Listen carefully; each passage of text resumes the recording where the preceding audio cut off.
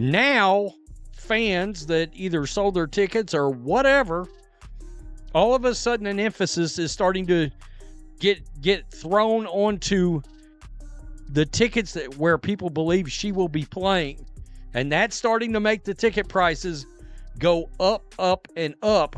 The WNBA. For years it was a niche, a passionate pursuit often overlooked by mainstream sports. Then, in the blink of an eye, something shifted. Arenas that once echoed with scattered applause are now sold out, roaring. TV ratings are breaking records. Merchandise sales are skyrocketing into the stratosphere. It's a seismic shift, an undeniable explosion of popularity. But here's the unsettling truth. This isn't the result of some long-term strategic plan or a sudden collective awakening. This unprecedented boom, this cultural earthquake, is being single-handedly orchestrated by one person, a rookie named Caitlin Clark. And what's even more shocking is how many within the league itself are actively fighting against the very force propelling them into the national spotlight. The question isn't whether the WNBA is growing, it's who is driving that growth, and why are some so desperate to ignore or even sabotage their own golden goose? Fact, ticket sales are down 70% in many places. The Fever played the Mystics 2 nights ago. The cheapest ticket before her injury was announced was $41, okay? The cheapest one. After her injury was announced and people knew that she wasn't gonna be playing, the lowest ticket price dropped to $3.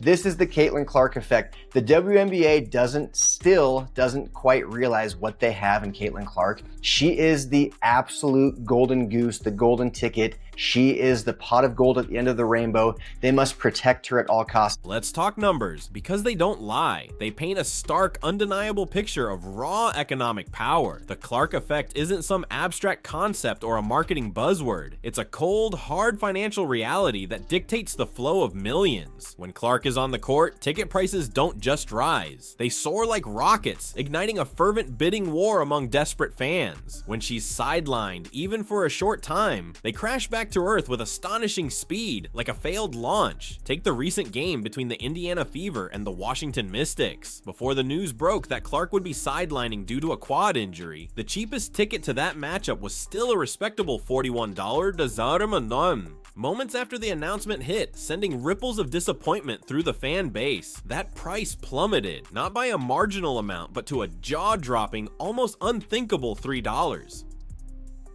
$3 for a professional basketball game. Imagine the financial meteor strike, the sudden, sharp devaluation that her absence creates. Don't hate the player, hate the game she got, because she's really talented, especially for being Palangi, She's like the Stephen Curry of WNBA with the threes and stuff. Like, proven fact is, like, they had a game on June 7th scheduled, it was going to be Angel Reese's team, which plays for Chicago, and then for Caitlin Clark's team. They were supposed to go up there playing Chicago on June 7th. First, the ticket sales were at $76 a ticket. Then after they found out Caitlin Clark's not playing that game, she got injured. Sales dropped to $25 a ticket. This isn't an isolated incident. It's a consistent, almost predictable pattern. Another highly anticipated showdown, this time between Clark's Fever and Angel Reese's Chicago Sky, was scheduled for Chicago, generating immense buzz. Initially, tickets for this marquee matchup were priced at a robust $76, even reaching $86 for prime seats, reflecting the electrifying rivalry anticipation. But once Clark's injury was confirmed, once fans knew she wouldn't be playing in that specific game, those same tickets immediately collapsed to a mere $25. This staggering volatility isn't about competitive balance within the league. It's about one player's gravitational pull being so immense that her presence, or lack thereof, dictates the very value of attending a professional sporting event. Fact, ticket sales are down 70% in many places. The Fever played the Mystics 2 nights ago. The cheapest ticket before her injury was announced was $41, okay? The cheapest one. After her injury was announced and people knew that she wasn't going to be playing, the lowest ticket price dropped to $3. This is the Caitlin Clark effect. The WNBA doesn't quite realize what they have in Caitlin Clark. She is the absolute golden goose, the golden ticket. She is the pot of gold at the end of the rainbow. They must protect her at all costs. You can argue all you want if she's the best player in the league, but you absolutely cannot argue if she's the most important, because she is. She is more valuable than all the other players combined, and that is just a fact. Fans are reportedly contemplating drastic measures, metaphorically auctioning off kidneys for courtside seats when she's playing, then frantically dumping them for pennies when she's not. The Federal Reserve might have to intervene because the WNBA ticket market is reacting to her like she's draining threes on the moon, shattering every conventional economic model and turning the league into a speculative frenzy fueled by her singular talent. This is a phenomenon unlike anything the WNBA, or perhaps any individual athlete in recent memory, has ever experienced. WNBA is now suffering a major injury as Caitlin Clark is going to be out for 2 weeks with a quad injury. And the reason we're bringing this up specifically is the Clarkomics Effect to this. Obviously, players miss time all the time, but the Sky and the Fever were supposed to play in Chicago in about a week on June 7th.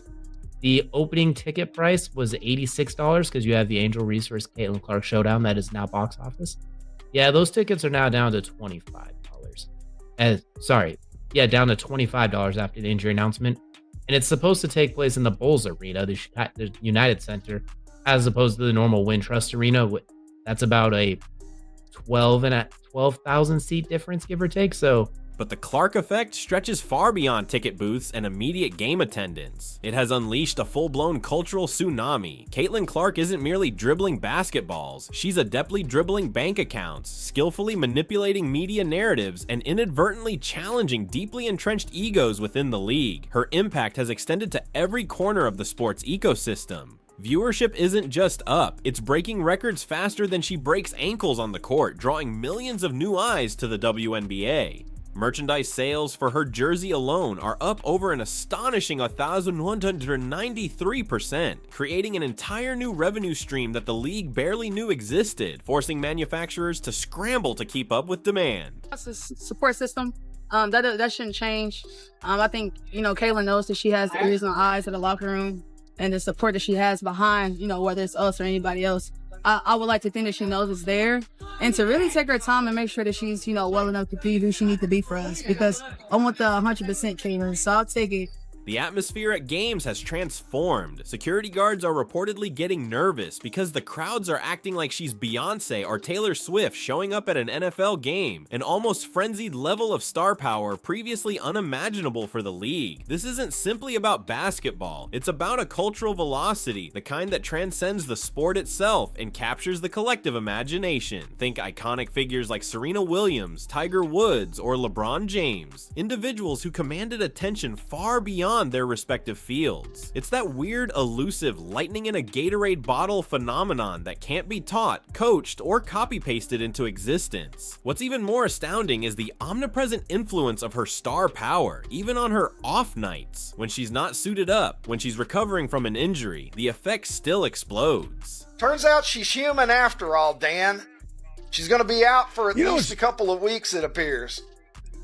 Yeah, what's interesting about Caitlin Clark? Remember last year, she played in the Final Four. Right after that, she went immediately to the WNBA. Draft came, season started, and, didn't miss a beat. And all of a sudden, she got a little rest and comes back, gets a little banged up. I heard you talking about it earlier, and it's going to be fascinating to me, Ricky. I've been to Fever games, and the one thing you notice, and this is more so than even when Peyton Manning was the quarterback of the Colts. Arenas remain surprisingly packed, with fans still showing up, seemingly just to see if she might materialize from the tunnel. Who else, besides a handful of global sports icons, commands that kind of dedication? The answer is simple: virtually no one. She doesn't just arrive, she ignites. She has, with a single electrifying presence, transformed a niche passion project into a mainstream obsession, dragging the entire organization into the national spotlight like a superstar point guard on a mission from ESPN.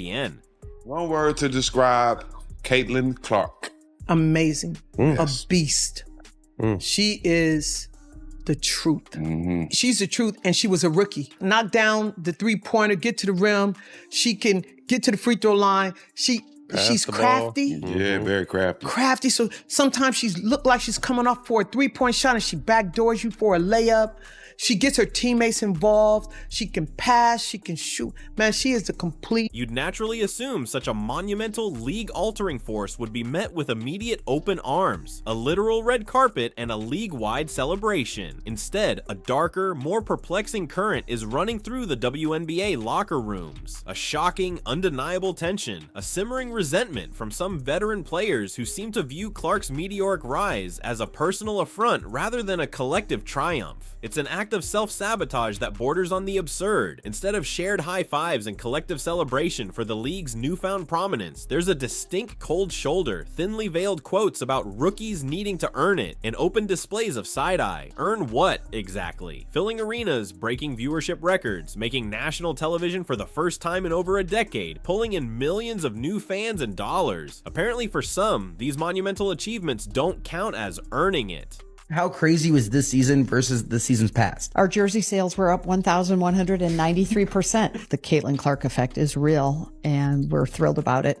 But it brought visibility to the whole team of the Fever and to the WNBA. But if we just want to keep it in Indiana, we look at ticket sales sold out every night, over 17,000 fans in our games at home. When Caitlin announced that she was coming out into the draft on a Thursday afternoon, from that time to Sunday night, we had over 6,000 phone calls, people wanting to buy season tickets. But even something as simple as our terrific mascot, Freddie Fever, his appearance requests went up 150% this season.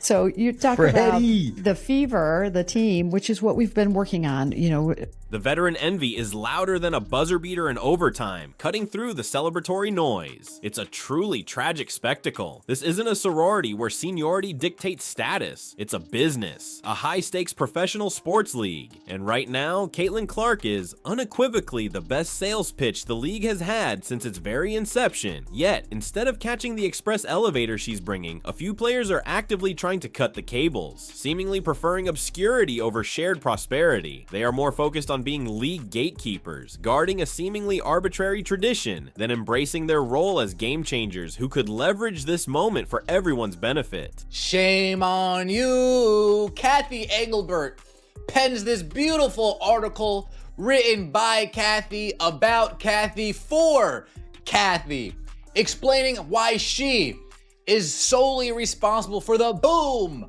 of the WNBA. Folks, I wish I was kidding, but I'm not. The commissioner of the WNBA on transferring the league ahead of a breakout season. And what was that plan that Kathy Engelbert put in place? Working in partnership with my new WNBA team members, NBA colleagues, and WNBA owners, we developed a strategy with 3 pillars. The league would think player first. They'd rather defend a fast break with no shoes than admit what's happening and acknowledge the obvious truth. The irony, the almost poetic absurdity, is that Caitlin's game doesn't revolve around diva antics, personal demands, or special treatment. She's just out here launching logo threes like her shot chart is GPS powered, driven by pure competitive spirit. Meanwhile, some players are caught in a silent war being waged off court, unable to grasp that Clark isn't their competition. She's their collective elevator to a brighter, more lucrative, and infinitely more visible future. Yes, man, you guys heard me correctly. None other than Kathy Engelbert is singing a different tune this season about Caitlin Clark. Now, we know last year she was talking about all of the other rookies being included in this, making a difference, being able to help contribute to the big bang of the WNBA. This time around, she's owing it all to Caitlin Clark. Me personally, I told y'all this at the beginning of the month, the chickens was coming home to roost for the WNBA, because I'm telling you right now, there has been a lot of spooky things going on and people is tired of it. And while players are throwing shade, the league's leadership is busy throwing a very different kind of party, a self-congratulatory celebration rooted in breathtaking delusion. Enter Kathy Engelbert, the WNBA commissioner, who's suddenly walking around like she personally slam dunked the league into mainstream relevance all by herself. This is not just a masterclass in rewriting history, it's an insult to the intelligence of anyone watching. Engelbert has been actively penning articles and making public statements about her strategy and her 3 pillars that supposedly caused this monumental boom, almost entirely omitting or barely mentioning Caitlin Clark by name. But Kathy Engelbert, in her naivete or in her delusion, she takes credit for it. Instead of saying it's because of Caitlin Clark, instead of saying it's because of the person from Iowa, instead of saying it was because of her, Kathy says, oh, it's all me. My strategy, my plan, my 3 pillars. In this entire article, Kathy Engelbert mentions Caitlin Clark's name 2, maybe 3 times. Angel Reese's name once. Cameron Briggs' name once. Let's get right into it because this article, from start to finish, is disgusting. She's out here giving PowerPoint presentations titled How I Saved the WNBA, acting as if Clark is just some background dancer, an intern handling Gatorade logistics on the sideline, a minor cog in her grand vision. Let's be absolutely, unequivocally clear. Kathy Engelbert didn't drop 40 points on South Carolina in the Final Four. She didn't set college viewership records that captivated millions, trigger a national merchandise explosion that crashed online stores, or single-handedly make men who'd never watched women's sports suddenly know what a dribble handoff is. Yet she's parading around like she's some genius marketing sorceress who manifested all this with a simple press release and a vision board. Ma'am, the Caitlin Clark effect is not a carefully planned team building exercise. It's a cultural quake, a phenomenon so powerful it's shaking the foundations of professional sports. And you, as the commissioner, are simply lucky to be holding on to the rim while the entire structure is shaking beneath you.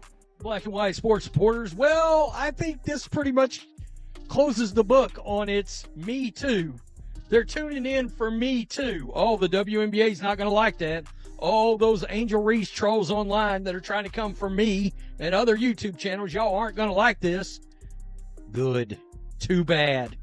I mean, it's more statistical proof, data, to confirm exactly what we've been saying, that Caitlin Clark is driving this whole ship.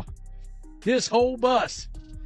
She's driving it. Everybody else, get in the back. If you truly want to test the validity of her claims, just take Caitlin Clark out of the equation.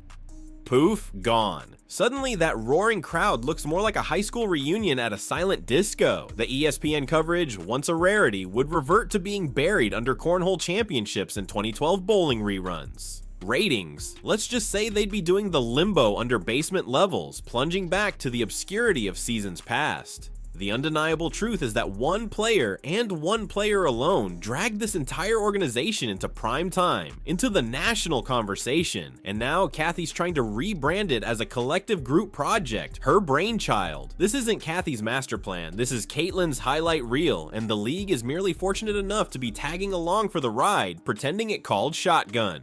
But the deepest betrayal, the most alarming oversight, might be happening on the court itself, where the league's golden goose, its most valuable asset, is being left frighteningly vulnerable. Every game, Caitlin Clark is getting clobbered, body checked, and roughed up like she walked into a clearance sale with a full cart. She's drawing more fouls than a chicken nugget in a vegan cafe, constantly being subjected to aggressive, physical play that often crosses the line. And the referees? They're standing there like statues, inexplicably swallowing their whistles, signaling nothing. Play on. They signal again and again. Play on? What are we playing? Mad Max Fury Court. This isn't just about questionable officiating or a few missed calls. It's about a glaring, consistent, and alarming lack of protection for the league's most valuable, most marketable player. You'd think the league would be on DEFCON 1, implementing every possible measure to make sure their golden ticket isn't limping into press conferences with ice packs stapled to her soul, risking long-term injury and career disruption. Instead, it's almost as if they're testing how much physical abuse she can absorb before turning into a walking insurance claim. This is the WNBA's LeBron James moment, their Serena Williams moment, their Steph Curry moment. This is the chance to build the Caitlin Clark cinematic universe, to nurture and protect the very person who has single-handedly injected unprecedented excitement and revenue into the sport. But instead of wrapping her in bubble wrap between games and hiring Secret Service to guard her like she's carrying the nuclear launch codes, they're letting her get tackled like she wandered into an NFL scrimmage.